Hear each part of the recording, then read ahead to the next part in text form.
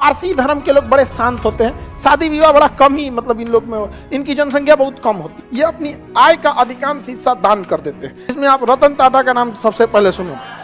टाटा ने जितना दान दिया है ना, उतना में कितना बिलियनियर लोग खड़ा हो जाएगा वहां। सैल्यूट उस इंसान, मतलब ऐसे लोगों को बैठाया जाता है।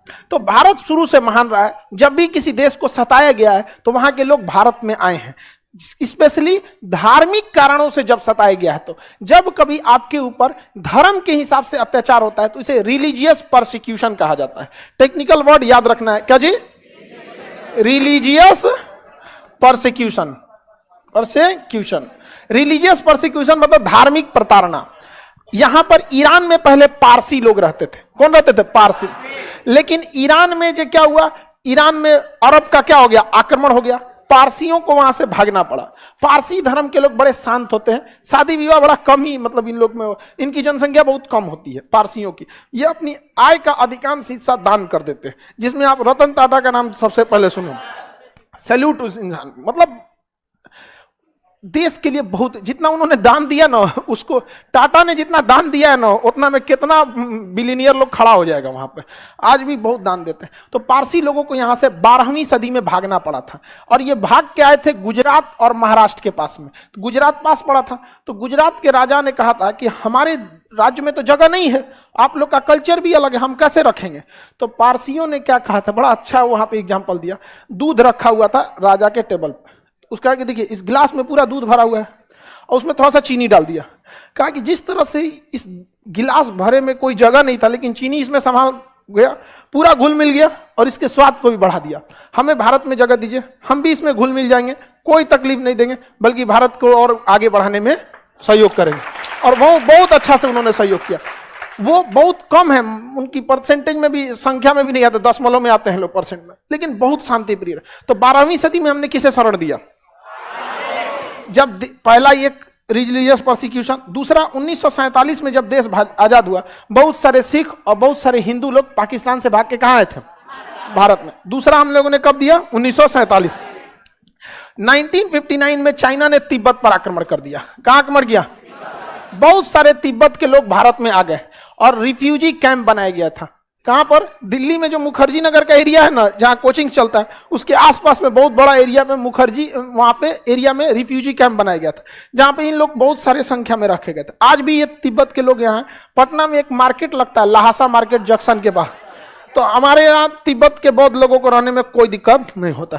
तो दूसरा यहाँ हुआ था। उसके बाद चौथा नंबर पे रसिया ने आक्रमण कर दिया था अफगानिस्तान के ऊपर 79 में। तो बहुत सारे लोग अफगानिस्तान से कहां आ गए? भारत में। ये कब आए थे? 79 में। 70, ये कब आए? 12वीं सदी में। तो यहां से आ गए लोग। 1980 में तमिलों के ऊपर भयानक अत्याचार हुआ। LTTE, liberation tigers of Tamil इलम, लिबरेशन टाइगर्स ऑफ तमिल इलम। यहां से बहुत सारे तमिल लोग भाग के कहां शरण लिए? भारत में। भारत में बहुत सारे लिए। कब लिए? 1980 के दशक में यहां से भी भाग के क्या लिए थे लोग? शरण लिए थे यहाँ पे। 1971 में बांग्लादेश से जब लड़ाई हुआ था, तो बांग्लादेश में बहुत भयानक अत्याचार हुआ।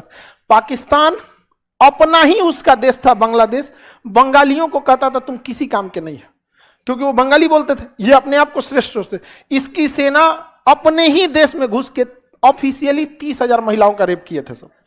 इसकी सेना खुद अपने देश की, ये किसी के नहीं है। अगर आपको लगता है कि मतलब नहीं, ऐसा बात नहीं बोलना चाहिए, तो उनको इतिहास के बारे में जानकारी नहीं है। समझ में आ गया कि नहीं आ गया? ये अपने ही देश के। और लॉजिक क्या दिए थे? ये बांग्लादेश वालों को बोले थे, ये बांग्लादेश वाले प्योर पाकिस्तानी नहीं है, इसलिए जब हमारे बच्चे पैदा होंगे तो प्योर पाकिस्तानी होंगे। ये लॉजिक है इनका। ये लोग भाग के कहां आए थे? भारत में आए थे। और इतने करोड़ों की संख्या में लोग शरण लिए थे। हमारी चौथी पंचवर्षीय योजना इनको शरण देने के चक्कर में विफल हो गई, अनाज कम पड़ गया था। लेकिन भारत किसी भी देश का नाम एक दिन में नहीं हो सकता है। कहा जाता है Rome was not built in one day. 12वीं सदी से लेकर आज तक भारत दूसरों को शरण देते आया है यहाँ पर। तो 1971 में बांग्लादेश के लोग आए। समझ आ गया कि नहीं? 2015 में म्यांमार से मारा गया किसको? रोहिंग्या को। तो रोहिंग्या 2015 में कहां शरण लिए? हाँ, भारत। यहां से ये मामला तेज पकड़ लिया रोहिंग्यों से। समझ में आ गया कि नहीं? आगे बढ़े। लेकिन इसमें हमारी भी गलती है। जब रोहिंग्या को सेटल नहीं करना था तो सेना को पीछे क्यों हटने को आदेश दिया गया? सेना अगर आप घुस जाएंगे चाइना में, आप म्यांमार में घुस के देखिए तो उसकी सेना को सख्त आदेश मार देना। लेकिन म्यांमार से कैसे घुस गए सब रोहिंग्या इतना ज्यादा? सेना पीछे हटी थी। आदेश देखिए, जैसा आदेश रहेगा वैसे ही सेना करे। सेना को बोलिए ना तू म्यांमार खाली करा के चला है, नहीं समझे? क्योंकि मीडिया को एक मसाला मिल गया। मीडिया से पूछिए ना, अच्छा ठीक है रोहिंग्या समस्या है, ठीक है ये सब चीज है, उसको सॉल्व करेंगे। आने कौन दिया? मिलते हैं ब्रेक के बाद। आप बीमारी को आने क्यों दिए? आप लाखों की संख्या में घुसा दिए यहां पर। अब म्यांमार मानेगा ही नहीं, क्योंकि वो डॉक्यूमेंट लेके तो आए नहीं है, पासपोर्ट लेके आए ही नहीं है। तो आपको पहले ना सोचना चाहिए यहां पर देश की समस्या इतना। तो मीडिया वाला ब्रेक के बाद कहेगा इसको कह दो, तबीयत खराब हो गया, चल गया इसका, चाहे इसका माइक कम करो, इसको चिल्लाने दो, इसको पोले खोल देगा हम लोग कहते यहाँ पर। समझ में आएगी नहीं? इतने लोग भारत में क्या हो गए, आ गए। अब दिक्कत हो गया कि इन लोग को नागरिकता कैसे दिया जाए। इन लोग के पास एक ही ऑप्शन था, सबसे जल्दी नागरिकता लेना है तो पंजीकरण। किसके द्वारा? पंजीकरण द्वारा। किसके द्वारा? पंजी। तो भारत सरकार ने एक घोषणा किया कि जो भी लोग स्पेशली भारत में आए थे अफगानिस्तान, पाकिस्तान और बांग्लादेश, यहीं पे कहां से? अफगानिस्तान, पाकिस्तान और बांग्लादेश। तो सरकार ने एक नियम बनाया कि जो भी लोग यहां, जो भी अल्पसंख्यक धार्मिक प्रताड़ना के शिकार हो रहे हैं, समझिएगा, टेक्निकल वर्ड सोचिएगा, माइनॉरिटी जो भी रिलीजियस परसिक्यूशन को फेस कर रहे हैं वो भारत में आ सकते हैं। लेकिन शर्त यह है कि 2014 से पहले आए जाना चाहिए, तब हम उन्हें 2020 में नागरिकता दे देंगे।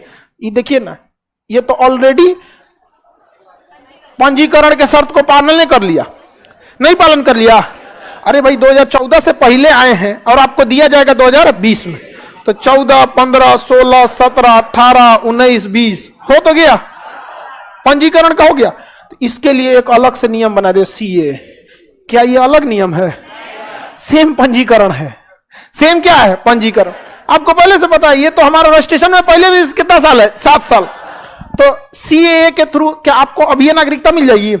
अभी अफगानिस्तान से कौन आया गया, सीए देखिए हमको सताया गया, दे दीजिए, दे दिए। कब से आना चाहिए? 2014 से पहले। दिया कब जाएगा? 20। समझ में आएगी नहीं? गया। जबकि पंजीकरण का कानून 1955 में ही बन चुका था, जिसमें कम से कम कितने साल बना। तो ये लोग तो 7 साल का नियम पालन ही कर लिए थे। अब मीडिया में बवाल क्यों हुआ? ये मीडिया में बवाल नहीं हुआ, बवाल कराया गया था। समझिए कैसे। सुप्रीम कोर्ट में या जब नियम बना तो हम लोग कानून के ऊपर नहीं है, हम लोग संविधान के नीचे। संविधान कहता है कि देश का कोई कानून किसी धर्म को ध्यान में रख के नहीं बनाया जा सकता।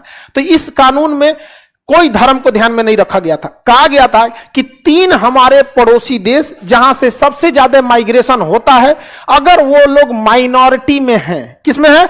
माइनॉरिटी में है, और उनके ऊपर धार्मिक प्रताड़ना होती है तो भारत में आ सकते हैं। अब देखो ध्यान से इसको कैसे मैनिपुलेट होता है। अफगानिस्तान में मुसलमान को छोड़ के सब अल्पसंख्यक है, पाकिस्तान में मुसलमान को छोड़ के सब अल्पसंख्यक है, अफगानिस्तान में मुसलमान को छोड़ के सब अल्प। तो सरकार नियम में लिखती है, ध्यान से समझिएगा, सरकार नियम में लिखती है कि पड़ोसी देश के अल्पसंख्यक जो धार्मिक प्रताड़ना के शिकार हैं वो भारत आ सकते हैं, उन्हें सीए के तहत नागरिकता दी जा सकती है। लेकिन भाषण में बोला जाता है कि पाकिस्तान, अफगानिस्तान, बांग्लादेश से हिंदू, बौद्ध, जैन, सिख, ईसाई, मुस्लिम को छोड़कर सबको नागरिकता दी जाएगी। बात समझ रहे हो? समझ गए? तो वो भाषण था। जबकि सुप्रीम कोर्ट ने सरकार को बुलाया, ये क्या है? तो सरकार वहां खड़ा होकर कही थी कि भाषण से हमको क्या बहस है, हमको भाषण से क्या मतलब है। हम आपको लिखित में दे रहे हैं कि जो लोग धार्मिक प्रताड़ना के शिकार हैं और अल्पसंख्यक हैं, हम उन्हें नागरिकता दे रहे हैं। अल्पसंख्यक को हमारा देश मान्यता देता है, क्योंकि हमारे देश में ही पूर्वोत्तर भारत में नागालैंड हो गया, मिजोरम हो गया, वहां हिंदू अल्पसंख्यक है। तो अल्पसंख्यक कोई गलत वर्ड नहीं है। तो सरकार सुप्रीम कोर्ट में क्या बोल रही है? अल्पसंख्यक। कानून में क्या लिख रही है? अल्पसंख्यक। भाषण में मुस्लिम छोड़कर सब। समझ में? और यह बात अभी तक उन लोग को नहीं समझ में आ रहा था कि सरकार को नागरिकता किसी को देना चुटकी का खेल होता है, गृह मंत्रालय का चुटकी का खेल। लेकिन ये सब समझ में आ गई नहीं क्या? अब क्लियर समझ में? टेक्निकल भाषा में क्या चाहिए?